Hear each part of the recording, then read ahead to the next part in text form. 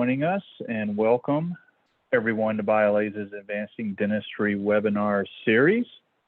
We're excited to welcome Dr. Brad Labrecque as our speaker. The lecture this evening is titled Success in Restorative Dentistry with an All-Tissue Laser, a Step-by-Step Approach. As always, we are hosting tonight's webinar on Zoom and welcome your questions during the lecture in the Q&A feature of Zoom in the lower toolbar of your screen. We have a lot of great content to cover, and Dr. Labrecque has set up his presentation to allow some time to address your questions at the end. If you've joined us before, then you know that we always allow some time. So feel free to pose your questions or curiosities, and we will for sure address those.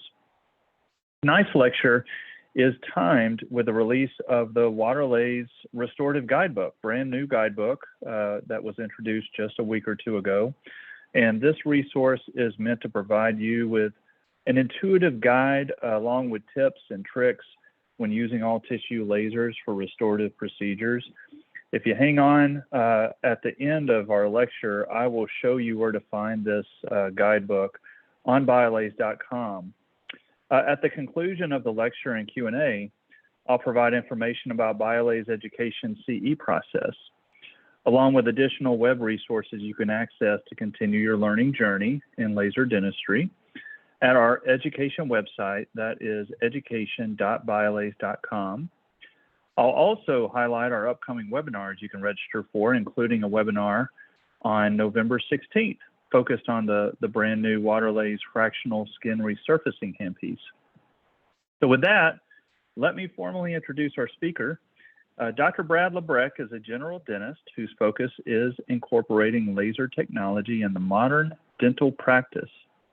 He's passionate about training dental practitioners in the use of dental lasers in all clinical procedures. Dr. Labrecque implemented lasers early in his clinical practice, being one of the first dentists in Canada to do so. He's taken hundreds of hours of continuing education, and his practical experience makes him a global authority on laser dentistry and is sought after by dental practitioners worldwide to train them in successful implementation of this technology to improve their clinical outcomes from traditional dental protocols. So since 1995, Dr. Labrecque has lectured globally on this technology throughout the world, including Australia, New Zealand, Iceland, Slovenia, and Germany. So with that, I will pass it to you, Dr. Labrecque. Take it away. Joe, thank you very much, and welcome everybody to this next wonderful hour of how we're going to actually place this product, this Waterlase, this YSGG erbium laser, into a dental practice to do restorative dentistry. As mentioned, I did graduate from the University of Saskatchewan. I have been a founding member of the World Congress of Minimally Invasive Dentistry, and then at that point took multiple masterships along the way to really improve my knowledge and understanding how laser energy works in the oral cavity. At this point in time, I'm a director of practice integration with BIOLASE, helping the doctors incorporate them into lasers into their day-to-day practice. I have done more than 100,000 or more at restorations without using anesthetic. It is something that I firmly believe that can be done by all practitioners. And we've kind of walked away from that. Everybody says, well, is it too slow? Is it not fast enough? Hopefully I can change your perception on how to use this tool in restorative dentistry in your practice. Frenectomy, soft tissue, endo, gingivectomies, gingival troughing, not packing cord, treating periodontal pockets, just to name a few other things that we do on a regular basis with this technology if you're not familiar with it. Of my 40 years of a general dentist, I have been 30 years as a laser dentist. I had 5 full-time hygienists. So my office really used this technology on a regular basis, not just in the restorative end, not in the clinical end, but also in the hygiene end as well. We had a high-touch, high-tech office, and all my producers used the lasers in their protocol. Diagnosis has changed, hasn't it? I mean, as we look at where we've been over the last maybe 10 years, so much has changed in the field of dentistry. We have CBT CTs now. We have digital radiographs. This is all the norm in our dental practices. We don't have panorectals anymore. We have CBCTs. We don't have films. We have digital radiograph. And there is more devices out there for early caries detection than ever. And are you using them? AI, artificial intelligence, is coming into play now to help with treatment planning. That in itself is going to change the diagnosis of how we treat the dental disease on a day-to-day basis. So traditionally, yes, we've worked with probings, radiographs, and cultures, but now with caries detectors, you think of things like Diagnodent. There's digital software. We have Air Techniques has CAMX Spectra. These are including now with our intraoral cameras, 3D imaging, treating things in a better way of understanding what we're doing. And if you could just determine the fact that a sharp explorer is being used to look for occlusal decay, this study back in 1996 indicated that you're missing about 75%. With the addition of fluoride toothpaste, fluoride mouth rinses, we have a different exposure on how the dental decay is exposed in the mouth. Long gone are these days of GV black, where we could probe, we get stuck, and we know we have a cavity or not. Now, caries diagnosis, we have salivary markers, disclosing solution, transillumination, Diagnodent by Cavo, Canary system by CaryView, Logicon software by CareStream. iTero has included software into their protocols. CAMX has Air Technique. Ortec has a small little caries detector, kind of like what we're using for determining the apex, like an apex locator for endo. And now we have AI. The question to you is, are you using any of them now? And if you are you treating the disease appropriately? If you're diagnosing at the minimally invasive stage, you need to start thinking about, well, maybe I should be treating it, but am I using the right tool now to treat what we want to do, what we diagnose? Are we causing more damage with the tools that we have at our disposal today? So here, this is Logicon software, pardon me. It's indicating that we, on the left-hand side of the screen, that there is an interproximal decay that's picked up that needs to be treated through the DEJ, which you cannot see without that. So you'll miss it till it gets bigger. As we look at a section 2, the Diagnodent laser company looks at it and says, hey, you can't probe down to where the decay is. But the determination is, does this need to be treated? If you look at this and you look at it, most dentists say, absolutely, I need to treat that. Well, an explorer is not going to tell you it's there. If an explorer is not going to tell you there, how are you going to identify that it's there? Many of us over the years, especially been in practice for a long time, have certainly opened up the occlusal decay, which we thought was small on a young child and your young adult, and found out that we're just about ready to do a pulpal exposure because you can't believe how big it is, because you can't see it on a bite wing x-ray. So this tool here helps guide with laser energy. This is a wavelength. Diagnodent has a wavelength of 660 nanometers, I believe. And at that point, we can pick up fluorescent and active decay. It's another tool to help us make the decision. People say, well, there's false positives. You can't trust it. Yeah, of course, there's some clinical work that has to be done on your end to determine if it's there. But this one gives me a reading scale from 0 to 100. And my number that has been proven successful over the years is number 20. When I use it and I have a number 20, if I look at that area, I will treat that too. If I'm concerned about it, I'll leave it for 6 months. If the 20 turns into a 35 in 6 months, then obviously we know we have a active occlusal decay. So here's some things you might not know. Medical lasers. Wavelength is important. We are working with the YSGG erbium laser, which is 2780 nanometers. That wavelength is absorbed by hydroxyapatite and water, which makes it very successful in doing clinical dental work in the hard tissue area, which we're going to be talking about today. It allows us, with being absorbed by hydroxyapatite, to break down dentin, enamel, calculus, bone, and is also absorbed by caries and to help remove decay. The 2780 nanometer wavelength helps stimulate reparative dentin process. What laser energy helps stimulate cell repair. It's bactericidal. The byproduct of the way that the energy is absorbed in the water releases ozone particles into the tubule. So now we're ozonating the surface as we work. And then following that, we can prevent bacterial invasion into the pulpal chamber because of the precise action of our pulses per second, which is called hertz, which we will talk about shortly. And it removes our smear layer. This laser energy removes the smear layer. Acid etch might be not as necessary as we needed before without that.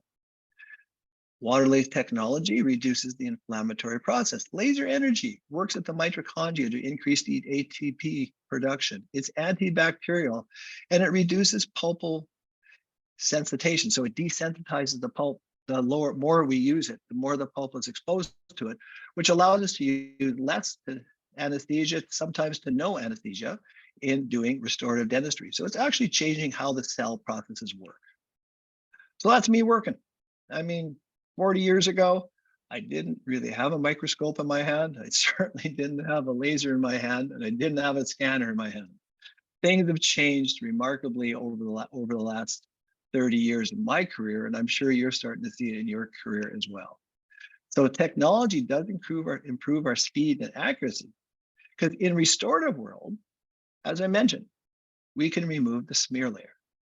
That is set up as a setting called bond prep. We stimulate the reparative dentin process.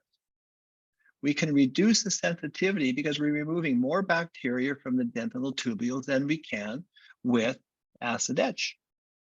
All right, acid etch is only going to remove a bacteria from about 100 microns on the surface. Now we're actually bactericidal 1,000 microns into the dentinal tubules.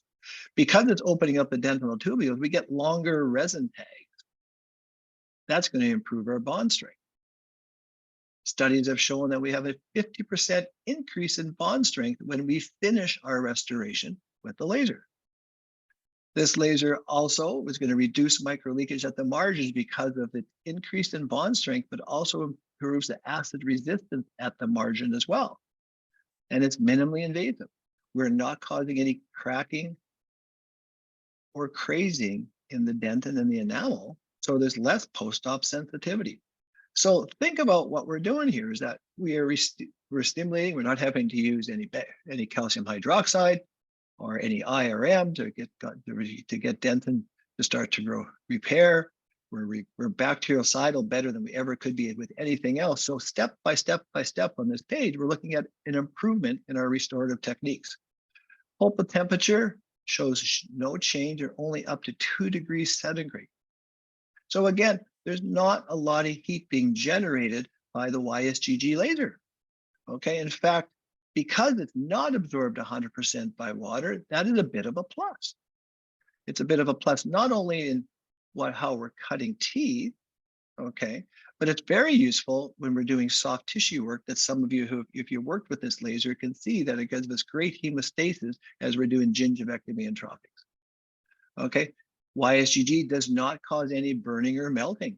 The wavelength, because it's absorbed by hydroxyapatite and water and it's closely absorbed, you do not have the effect of melting enamel or causing any heat being generated as well during the proper preparation. The water mist appears to be effective for increasing acid resistance. This study was back in 2001. And so this study came out of the University of Loma Linda, and this is a burr worked on enamel, and you start to see on the burr mark, there's some cracking around the area.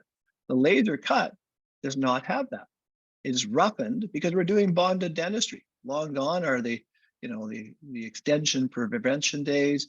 We're not prepping everything with sharp internal line angles anymore.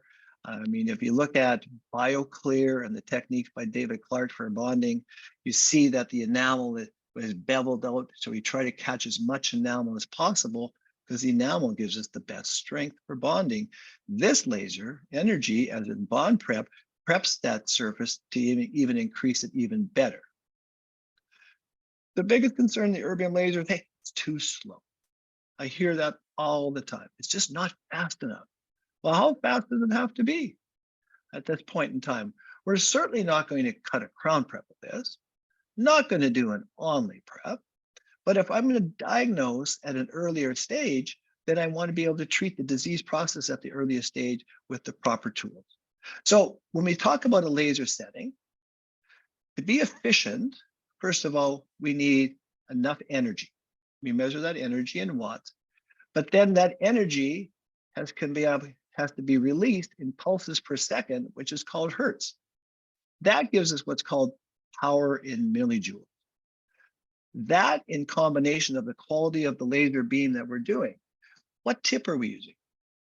What handpiece is useful? How much air and water do we need? What's our working distance? Do I have to hold it at a certain angle to make this work? And how fast should I move? How fast do I need to move? All this kind of flows in to give us an efficient laser cut when we're doing restorative dentistry. So let's break this down a little bit. Energy is measured in watts. We only need a minimum amount of energy to ablate the tissue. So a pseudonym is COAT, clinically observable ablation threshold. As you move your tip closer to the tooth, you always start at a defocus mode and move in slowly. If you're moving in slowly and you start to see some changes on the tooth surface, that's as close as you got to go right now. If you go too close, you might be creating too much energy building up on the tooth, which might cause some sensitivity to the patient. So always start defocused and start moving in. Now, also we have a prep called comfort prep, and then we have rapid prep. Comfort prep is a lower power to help the tooth get acclimatized to the energy. Might start doing a small amount of ablation, but rapid prep is where we move to after about 60 seconds to start really doing the preparation at its full speed. So pulses per second are hertz. We can work on 5 to 100, depending on the tissue with the waterlays. High hertz is like 50 to 75. The energy is more at the surface. It can increase some thermal temperature there, creates a little bit of heat, which increases our hemostasis, which is mainly used in soft tissue.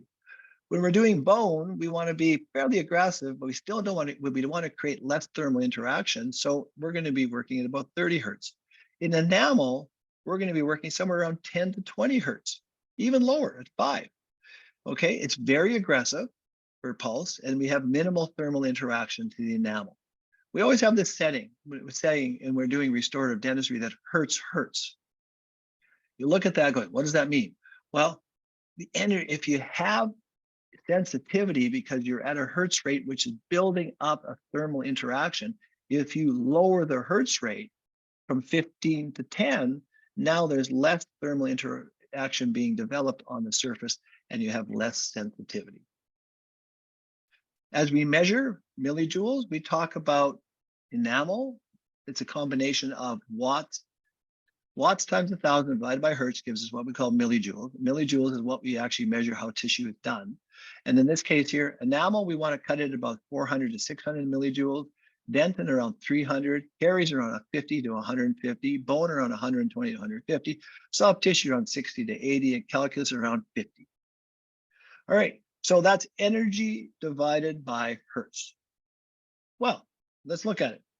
If we said 400 millijoules was the amount of energy we needed to cut enamel, well, we can get at it in various ways. We can do it 8 watts at 20 hertz. We can do it 6 watts at 15 hertz. We can go to 4 watts at 10 hertz.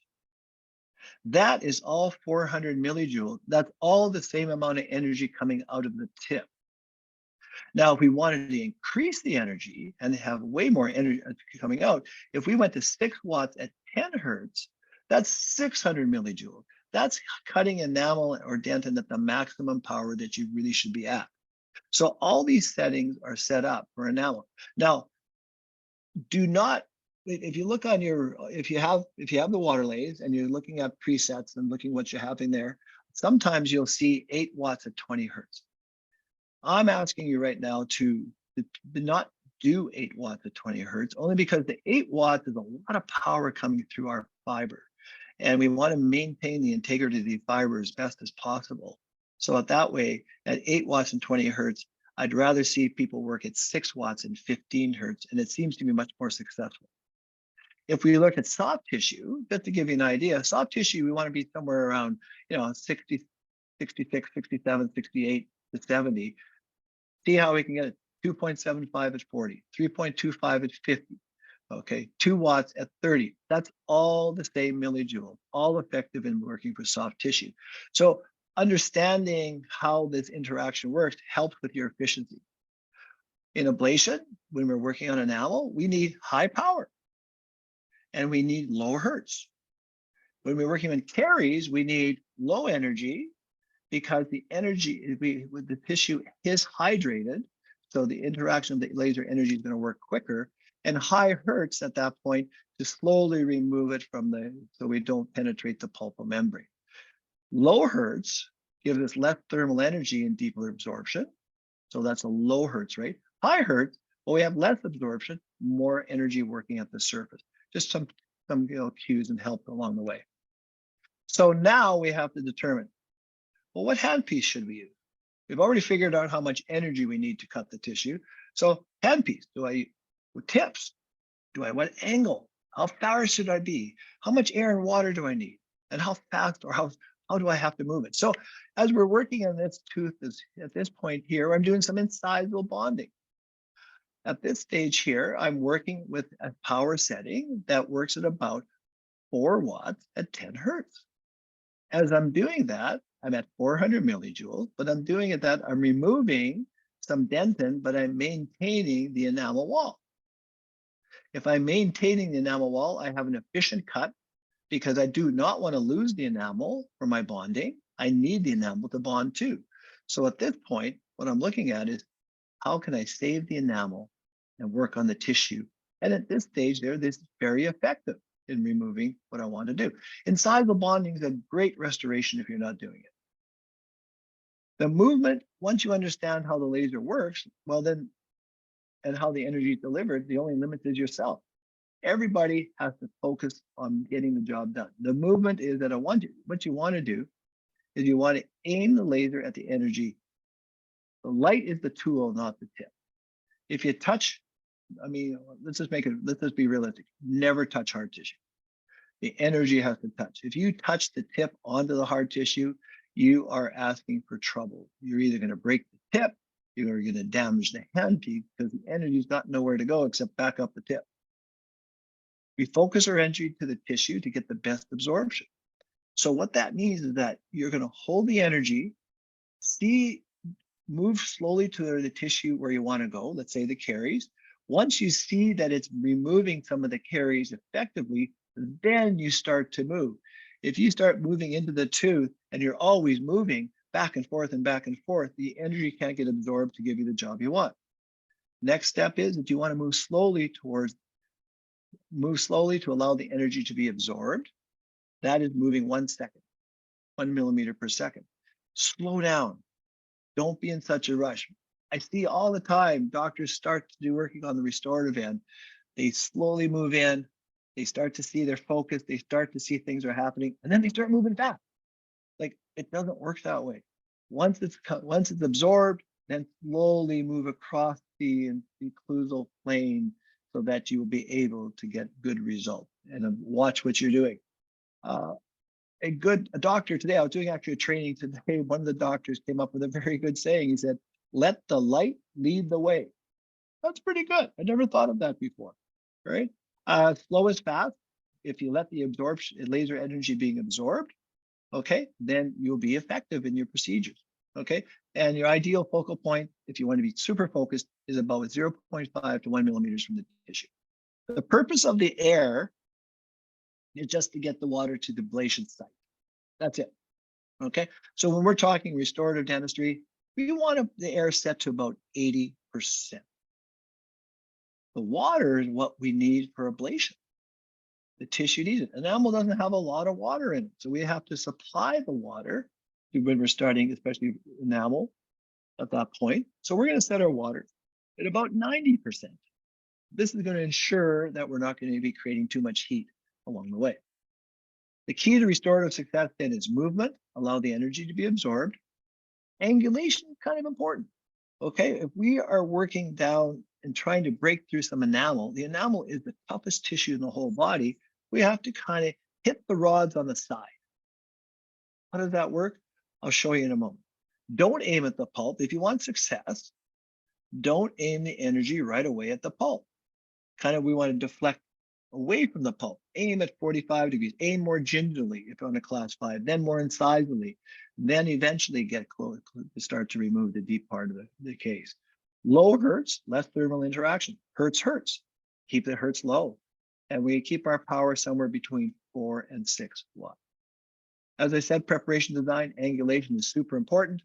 So at that stage there, make sure that you direct your energy down down to the, not down the length of the tubules, but from the side.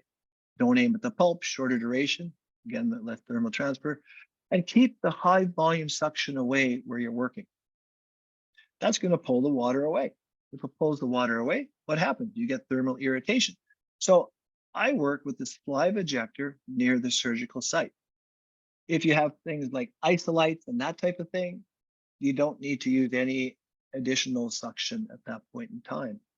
High end at that when you're working with it. So here we are talking about angulation on occlusal. Following the inclined plane, as you look at it, we're kind of breaking down the enamel rods, trying to hit them a little bit from the side. You know, hopefully you're not going to work on a virgin tooth like this. Hopefully there's going to be some decay, and then there you'll be able to remove the decay quite effectively. We have 2 hand pieces to consider. One's called the turbo handpiece. That's the tip in it. It looks kind of tipless. And the other one's a gold. And that's another tip. There's the tips we have in there. So we're pretty familiar with those. For the gold handpiece, we usually work with an MZ6, 8, or 10. Okay. As we notice that the 6 is, if you look at the depth of penetration, we're talking about now power density and how the energy is spread out over the lesion. The 6 is more focused. And so we don't have to be as close, and the energy is more directed deeply into the tissues compared to an 8 or a 10. So a 6 is great to do occlusal restoration, class 2 restorations. I like it for incisal bonding. I like it for class 3 restorations. I'll use an 8 for class 5 restoration because the energy doesn't penetrate as deep as you can see. A 10 is even less deeper. All right, so again, we would have less pulpal irritation when we're doing class 5s, but we might not be too aggressive in doing class 1. This is the difference. When we're working with a tipped handpiece, we're going to be about 0.5 to 1.5 millimeters away. The turbo handpiece allows us to be a little bit further away because the focal point is farther away, 3 to 5 millimeters. So here I'm doing an occlusal restoration. I'm following the cuspal angles. I am focusing at the decay, where the decay and the enamel meet. And as you can see, I'm moving not at a quick rate. I'm moving, if that's a millimeter a second, I might even be even slower. I'm letting the energy get absorbed. And as the energy gets absorbed, I start to move. And so I'm starting to make my initial cut into the decay through the enamel and beveling the enamel where I need to go. Once I started that zone, I will focus on the decay now, and I'll move closely into the decay. Now, as I'm doing that, I'm changing my angle. I'm not aiming quite too much at the pulp still. And we find out that our movement allows the energy to be absorbed. I don't start to move and start waving back and forth. Now I change my angle. Now that I've changed my angle, I'm working at the other margin of the occlusal restoration. Again, making sure that you're not touching the tissue, moving slowly to remove the decay, and being successful. Once you've done this for a period of about 60 seconds or so, you start to desensitize the pulp. So that means that we get this idea of people say, well, do we get anesthesia? Well, you get some desensitization of the pulp. And that in itself will allow us to continue to go deeper into the tissue to get the caries gone. As we're removing and getting the caries gone, if I have some sensitivity at that stage, I would reduce the power setting. So one way to start your preparation is you start on comfort prep. That is a lower energy. That is going to use that for about a minute at a time to desensitize the tooth and get the tooth kind of custom used to having the laser energy. And then we swap to rapid prep. And what that does is allows it to get to work and be more successful. Again, it's about not moving so much. Let the energy do the work. Working with a turbo, it looks a little different. As you can see, I'm further away. The turbo, you really have to observe what you're doing. So when you're wearing your loops, it's very easy to observe the interaction that you want to have done. So in this case here, I'm further away. The energy is coming out in a larger beam. It comes out in about a 900 micron width, which is just shy of a millimeter.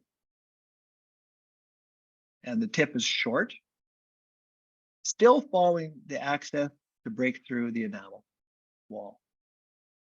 And again, you notice that it's not waving the handpiece back and forth. At this stage there, I am kind of holding my position and then slowly moving once I start to see what's happening. Now, after a period of time, and I've broken through and I start to see some decay, I might just pick up my slow speed. I'm going to tell my patient, hey, I'm going to polish your tooth. As you're looking at this area, I mean, it's hard when we're doing it clinically, I'm quite deep into the tooth. You can see the depth of the number 2 round burr there. And so now what I'll do is I will have some tactile sand, then I'll turn around, grab my laser, finish the preparation, and now remember, the laser energy removes the smear layer. So now I'm going to do this, just clean the preparation and prepare for bonding.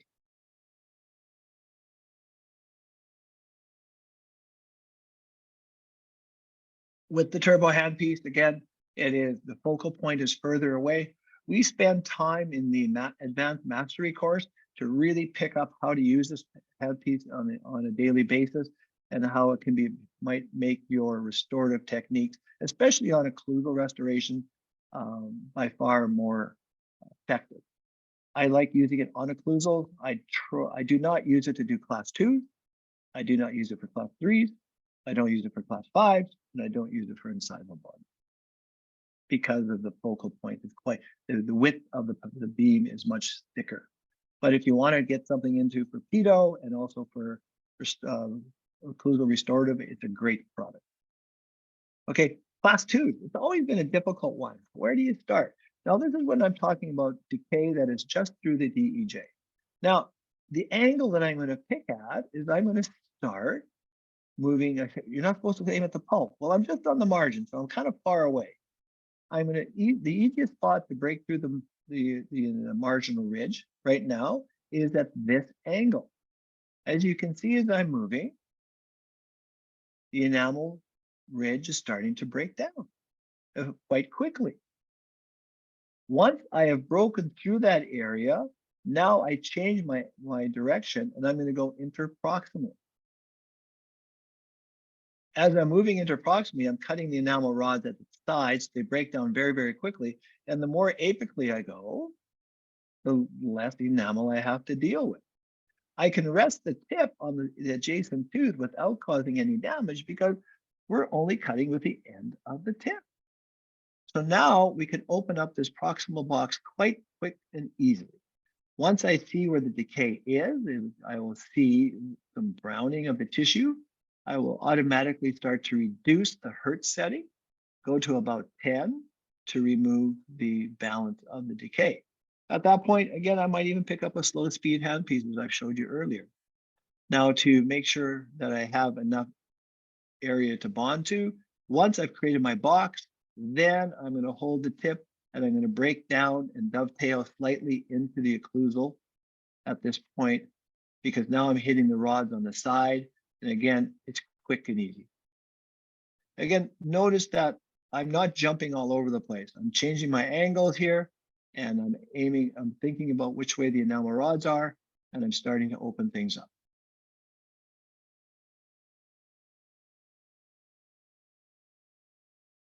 Quick and easy. So at this point, moving at 1 millimeter a second or hardly moving at all, but sitting there and letting the energy get absorbed.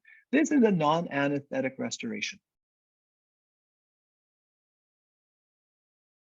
Class 3s, again, non-anesthetic restorations, quite simply. Here, as I'm moving, as you can see, as I'm moving closely to the broken down enamel here through decay, the enamel unsupported rods break down very quickly. Again, notice the movement.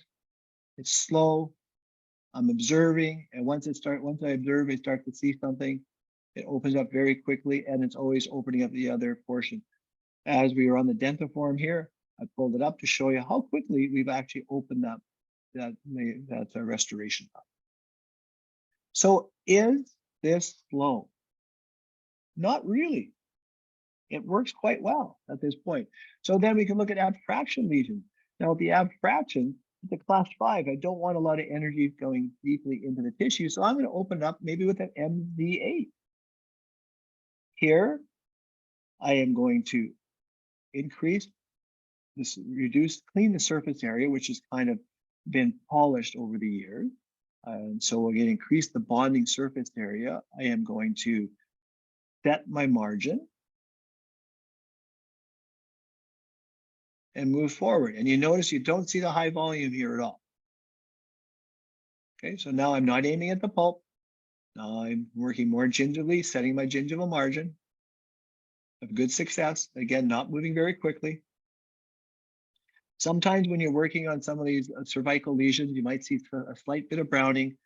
Just go over it, really move a little bit quicker at that stage, and you can just wipe it away. You're not causing any damage to the tooth at all when you're doing that. Again, we avoid the gingival tissue at this stage. We can, because we're not going to go subgingival. If we had to go subgingival, hey, we still can take care of it at this stage. So, hard tissue set, somewhere between 3 and 6 watts, between 5 and 50 hertz. Water's at 90%, air's at 80%. Gold handpiece, we're going to be using an MZ6 and 8 or 10. Turbo and MX9. H mode, using the gold or turbo handpiece. Now, as we move along, we've talked about a little bit by diagnosis. We've talked about desensitizing the tooth using comfort prep to help reduce taking some anesthesia in the tooth. We've talked about handpieces and tips and energy. We've talked about classes. How about caries removal? Well, caries removal is very important, and this is a great tool to remove decay. Caries removes faster than healthy dentin because it's more hydrated. The water lathe looks for water. When it finds water, it removes that tissue before tissue that has less water. So healthy tissue has less water than unhealthy tissue. So we talk in decay, we're actually saying that the laser is selective in removing caries. In doing that, we're going to work with 2.5 to 3 watts, and we're going to be working at about 50 hertz. There's not a setting for that right now on the dot. So you need to understand I need to increase my hertz rate, which is going to keep the energy not to penetrate so much as I'm getting deeper into the tissue. As I'm getting closer to the pulp, I don't want to be too aggressive, so I am going to lower the hertz down, which is going to decrease the amount of thermal activity on the tissue. And I'm going to be working at 1 to 2 watts so that I slowly remove the tissue so I don't break through into the pulpal or the membrane. Ablation, pulp temperature only increases by 1 to 2 degrees centigrade. Alkaline phosphatase activity is increased, and so now it is stimulating reparative dentin. It also stimulates fibroblasts if you're doing soft tissue as well. And there's radiographic evidence that this is happening within a short period of time. And we're doing pulp capping. The indirect pulp cap, laser energy is sterilizing the area because we know that laser energy is bactericidal. It is stimulating reparative dentin. And in conjunction with this calcium hydroxide liner, you are going to see a dentin bridge in 14 days as compared to traditionally, which takes about 12 weeks. So we are stimulating the cells of reparative dentin. We are minimizing pulpitises by its biostimulatory effect, and studies show that up to 80% experience no post-op sensitivity. A direct pulp cap, well, our attempt is to preserve the pulpal vitality on exposure.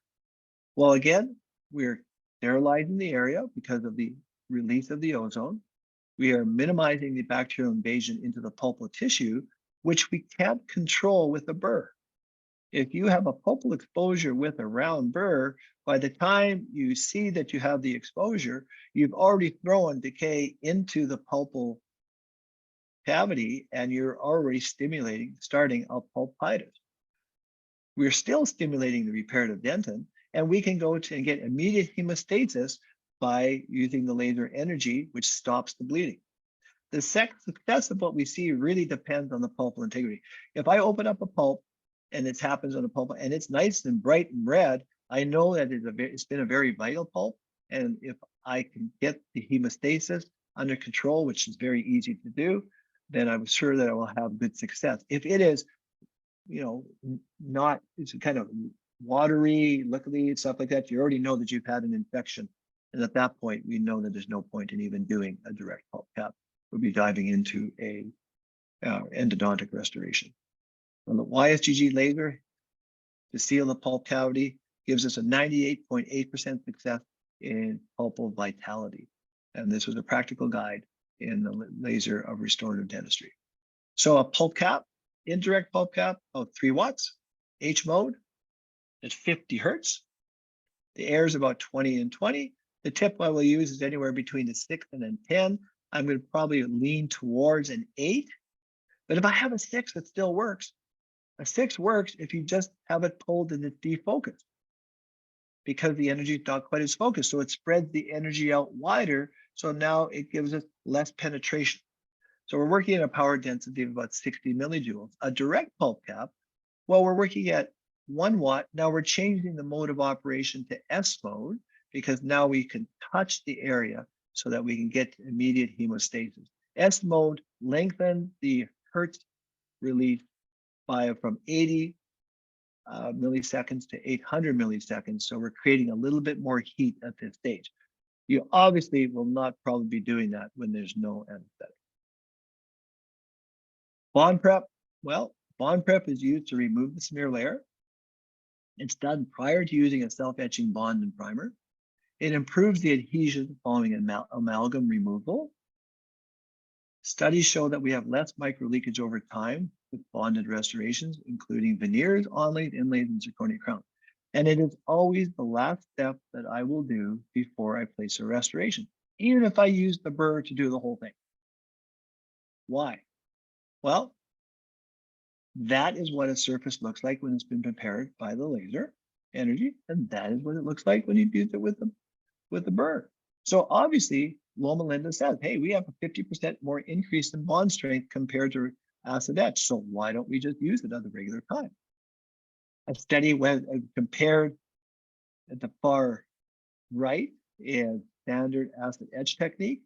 We look at the YSGG at 150 millijoules of energy. It's very comparable. So when do I use bond prep? I use bond prep to remove temporary cement prior to a final restoration. We can use bond prep to prepare the surface for crown and veneer bonding.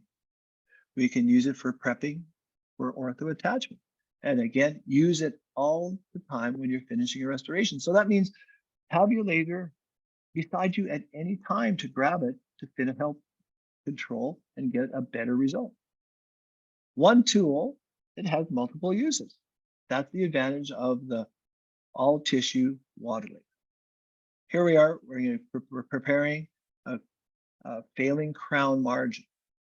At this point in time, I'm starting with an MZ6 tip. I'm doing caries removal. I'm working about 5 watts at about 15 hertz. As I am removing the decay, I am starting to get subgingival. Well, at this stage, I'm going to have to go to my soft tissue gingivectomy mode, same tip. Now I am going to remove the tissue that's in my way so I can set my gingival margin.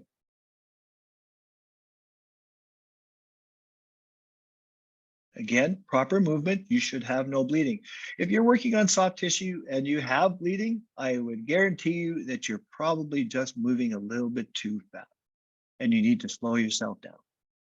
So at this stage here, we finished the restoration. So as we look at this, I mean, here we are, abrasion type lesion, gingival tissue in the way, control the soft tissue, recontour the soft tissue to where it needs to be done, and then we can place our restoration. All done without any anesthetic. I love this restoration.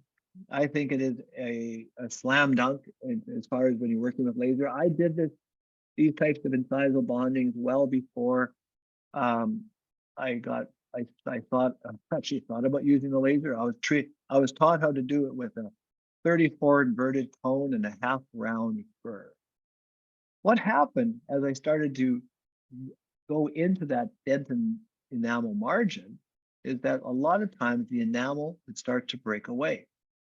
We know that we need enamel to bond to, but if we have lose the enamel, it doesn't work. In using an MZ6 tip to clean out these incisal edges, you are going to create a restoration that is going to stay in place for an extended period of time. So if you've been doing them and they're falling out, try them. Any practitioner who used to do them and started working with this is having great success. Do you need anesthesia to do this preparation? Absolutely not. And even at this stage, we did some gingival recontouring at the same time. All right. And the nice aesthetic result. Okay. And you do that, patients love them. Why would I do it? Well, I don't want the teeth to continue breaking down. I want to prevent possibly maybe helping the patient go, hey, you might need some crowns or veneers down the road, but this is a good stopgap measure to get you down the road. And at the same time, as the teeth are chipping down, we keep on losing clinical crowns. So if by the time they do need to have it, either we're going to have to do ortho or we're going to have to do some crown lengthening at the same time. So this way it kind of prevents future work. I'm all about trying to make life easy for our patients and giving them the best result. I thought I might bring up another aspect here of veneer removal. I'm working at about 4.5 watts to 5 watts, 10 to 15 hertz. Water is set to 80% and 60%. And this stage here, I'm working down as I move over the area, and you start to move slowly from the margin towards the incisal. And as you do that, the laser starts to penetrate through. Where is the most hydrated area? The laser energy is transmitting through the porcelain, and it's looking for the bond. The bond is what gets broken down because it's the most hydrated area. In doing it, this case here, we're working at a higher power. We do not want to reuse the veneers. We're putting new veneers on. So at this stage, we're quite happy on just breaking them down and having them come off. Again, moving slowly, and the pieces start to fall off. Crowns, another story. We have Emax crowns, zirconia crowns. If you're not doing that, or if you've tried it, and some of you have maybe had success or not, it really depends on the thickness of the crown. Laser energy has to penetrate through the Emax or the zirconia to get to the bonded layer or the cement layer. If the thickness is more than 2 millimeters, by the time the laser energy makes it through to the bond, there might not be enough there. So we start at a higher power, working somewhere between 5 and 6 watts. We reduce the hertz to 10, so we're maximizing the power per pulse, and we're moving slowly over the area.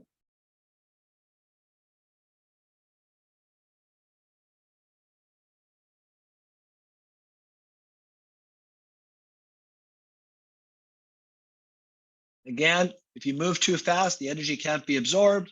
So just take your time with this. Don't worry, you might be on this for even a couple of minutes. You have to go 360 degrees, so you have to do both the buccal and the lingual surface.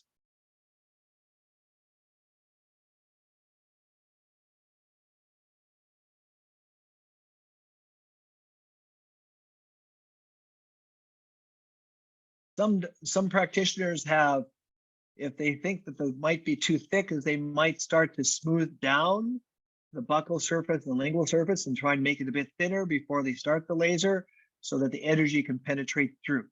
Just a thought.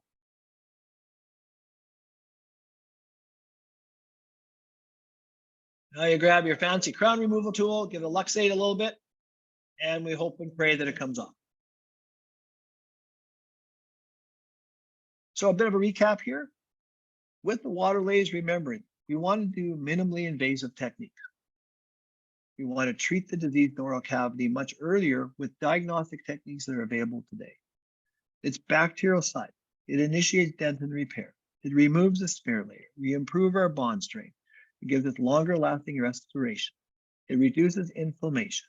And we have great soft tissue control to have a dry field to bond to. So really, what matters is that life is full of choices. If you're a golfer, you decide which club you want to use along the way. Dentistry is the same way. We have a high speed, we have a low speed, we have a piezo, and we have a laser. I mean, I don't start my first hole with a putter. I'm going to use a driver.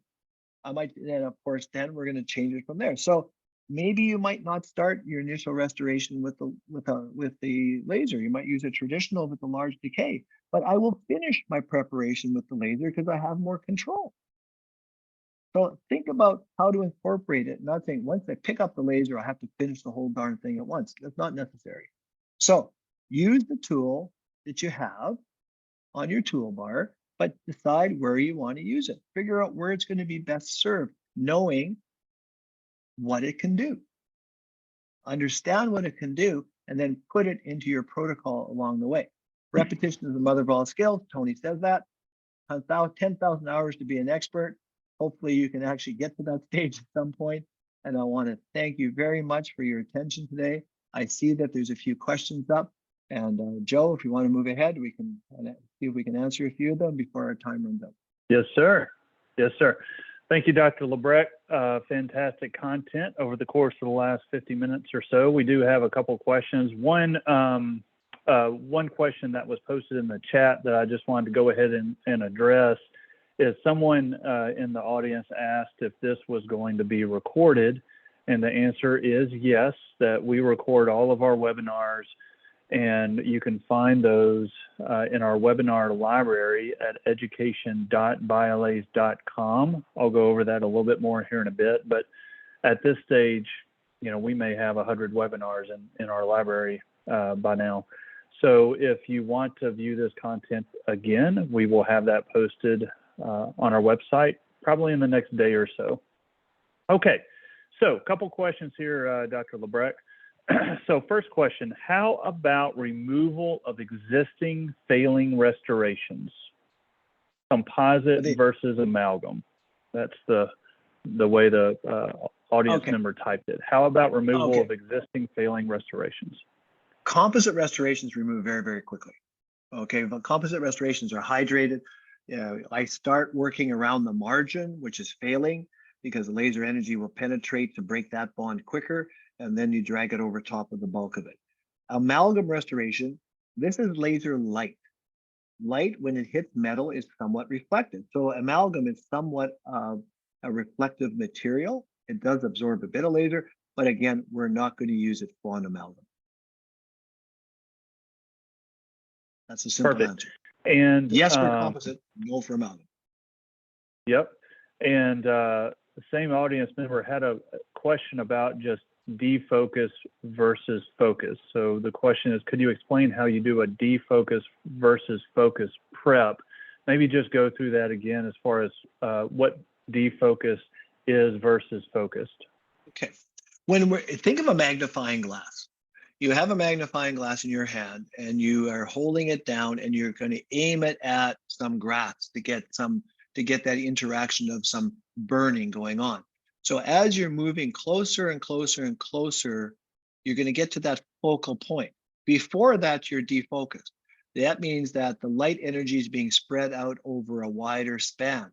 It's not being as active at that stage. It's still causing some changes, but it's not being focused to give us the maximum amount of energy. So you always start doing a preparation in the defocus mode. Why?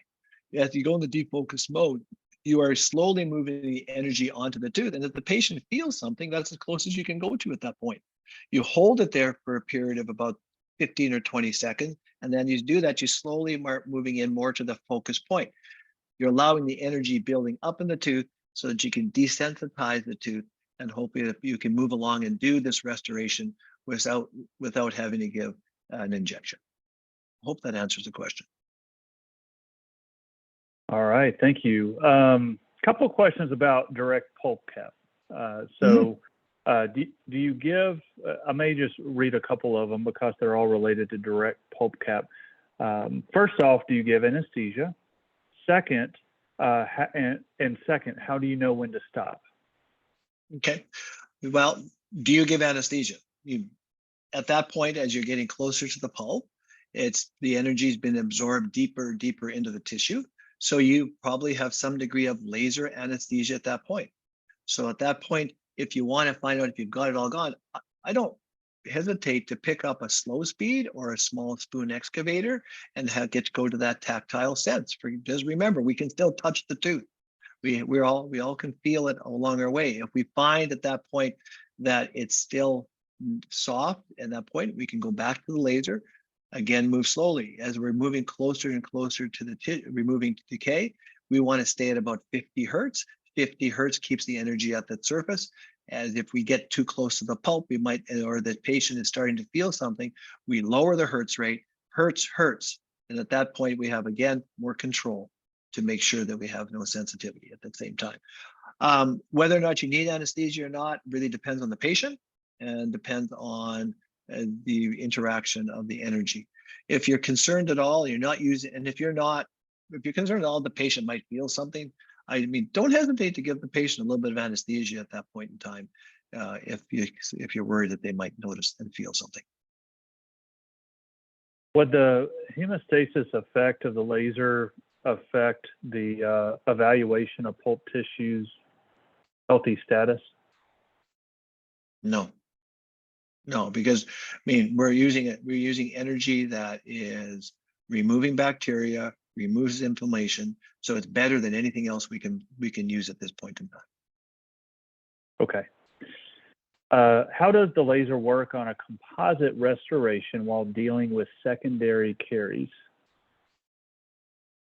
It removes it very effectively and quickly.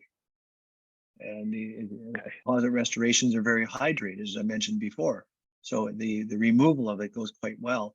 And with if you have secondary caries and you just want to repair one area of it, you focus on that area and you stay off the rest of the restoration, and it will not break down. I think that's kind of helpful. All right, thank you. And one more, and then we will wrap up. Interesting question here. So, would or could you use bond prep on enamel prior to bonding orthodontic attachments? And does this alter the enamel permanently? It will not alter the enamel permanently, and yes, you can. Okay. And you can actually use it to remove the attachments quite effectively, better than what we have now, because again, the energy doesn't penetrate through the enamel. So you do not, removing it with a burr, sometimes we notch it a bit. And so that's, yes, safe both ways. Got it. Well, thank you for addressing those questions, Dr. Labrecque, and thank you to the audience for posing your questions to us. I hope you found the content valuable during tonight's lecture. There was one more question, and I waited until now to address it because it's about this. It's about the restorative guidebook that I mentioned at the beginning of our time together. If you are interested in downloading a copy of this brand new guidebook that has a lot of the content that Dr. Labrecque reviewed, you can go to biolays.com/restorative-guide, and that will get you to this guidebook. You can also just go to biolays.com and go to the procedures area of the website, and restorative is one of the options, and then you'll find the guidebook under there as well. Okay, to education, if you are interested in finding more resources, including a recording of tonight's lecture, along with other courses and content, just click on the education tab at our website or go to education.biolays.com. And in there, you'll find the Waterlays Academy. Look at that. That's Dr. Labrecque there in the photo. You'll find the Waterlays Academy And the Waterlays Academy is kind of your one-stop shop for all things Waterlays education. 2 courses I wanted to point to that are coming up, crazy enough, in the new year. In January 12th and 13th, we have our first Foundations course of 2024 at our brand new education and training facility in Orange County, California. Dr. Labrecque will be instructing that. And that is a Foundations course. So it's high level, gives you all sorts of great content to get you started with your Waterlays if you are new to the technology. If you are not new to the technology and you want to learn more about the turbo handpiece, learn more about restorative tactics and a lot of the tactics that Dr. Labrecque teed up during tonight's lecture, I would encourage you to explore the Waterlays Advanced Mastery course. The first one of next year will be on February 2nd and 3rd at our training facility. And you can find these courses and register for these courses in Waterlays Academy in our education website at education.biolays.com. So I would encourage you to check out those courses. Our next webinar on November 16th is coming up quick, and it is going to be instructed by Dr. Louis Malkmacher, Changing the Face of Dentistry, a look at fractional laser skin resurfacing. So as I mentioned, we have a brand new skin resurfacing handpiece, and Dr. Malkmacher is the president of the American Academy of Facial Aesthetics, and so he'll be spending an hour with us that evening going through that technology. Okay, so to wrap up, you do get CE for tonight's lecture. You must be officially registered, and attendance will be recorded via Zoom. Now, the most important part, you will receive an email with a survey. You have to complete that survey to get your CE certificate.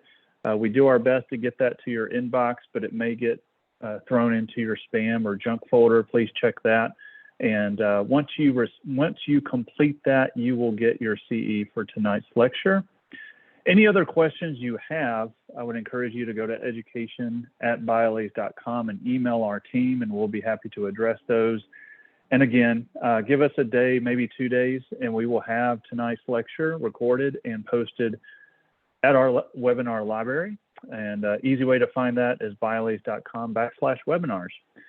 So with that, Dr. Labrecque, thank you so much for spending the evening with us and sharing this great content. It was wonderful. And to our audience, thank you for joining us, and we'll see you next time. Have a great night. Thank you.